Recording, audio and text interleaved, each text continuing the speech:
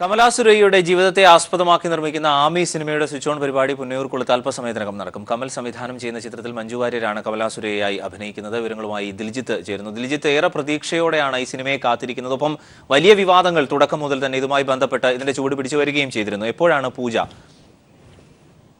അരുൺ, കമലാസുരയ്യയുടെ ജീവിതം ആസ്പദമാക്കിയെടുക്കുന്ന കമൽ ചിത്രം ആമിയുടെ ചിത്രീകരണം അല്പസമയത്തിനകം തൃശ്ശൂരിൽ ആരംഭിക്കും. തൃശ്ശൂർ പുന്നയൂർക്കുളത്തെ കമലാസുരയ്യയുടെ നാലപ്പാട്ട തറവാട്ടിലാണ് ആദ്യഘട്ട ചിത്രീകരണം.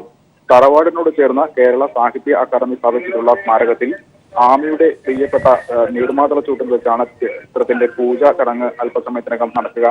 കമലാസുരയ്യയുടെ മകൻ ജയസൂര്യയും ചടങ്ങിൽ പങ്കെടുക്കും. കേന്ദ്ര കഥാപാത്രമായി അഭിനയിക്കുന്ന മഞ്ജു വാര്യർ അടക്കമുള്ള താരങ്ങളും സാമൂഹ്യ രാഷ്ട്രീയ രംഗത്തെ പ്രമുഖരും ചടങ്ങിൽ എത്തിയിട്ടുണ്ട്.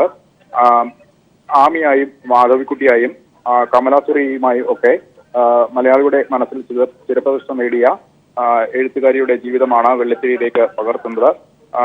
വിദ്യാബാലനാണ് ആദ്യഘട്ടത്തിൽ ആമിയായി എത്താൻ തീരുമാനമെടുത്തിരുന്നതെങ്കിലും പിന്നീട് വിദ്യാബാലൻ ചിത്രത്തിൽ നിന്ന് ഏറെ വിവാദങ്ങളോടുകൂടി പിന്മാറുന്ന ഒരു ഘട്ടമുണ്ടായി. തുടർന്നാണ് മഞ്ജു വാര്യരെ ചിത്രത്തിലേക്ക് പങ്കെടുപ്പിക്കുന്നത്. തുടർന്ന് മാളവിക, ആഞ്ചലീന എന്നീ ബാലതാരങ്ങളാണ് ആമിയുടെ കുട്ടിക്കാലം അഭിനയിക്കുന്നത്. സാറ ജോസഫ്, അബ്ദുൽ ഖാദർ, സംവിധായകൻ MG ശശി, റഫീഖ് അഹമ്മദ് തുടങ്ങി നിരവധി പ്രമുഖരും ഈ ചടങ്ങിൽ എത്തിയിട്ടുണ്ട്.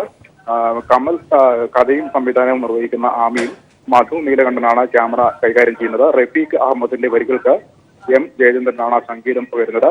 പൃഥ്വിരാജ്, അനൂപ് മേനോൻ, മുരളി ഗോപി, KPS ലളിത തുടങ്ങിയവരും ചിത്രത്തിന്റെ ഭാഗമാകുന്നുണ്ട്. അല്പസമയത്തിനകം ചിത്രത്തിന്റെ സ്വിച്ച് ഓൺ കർമ്മം നടക്കും. ദിൽജിത്ത്, തൃശ്ശൂരിൽ നിന്ന്.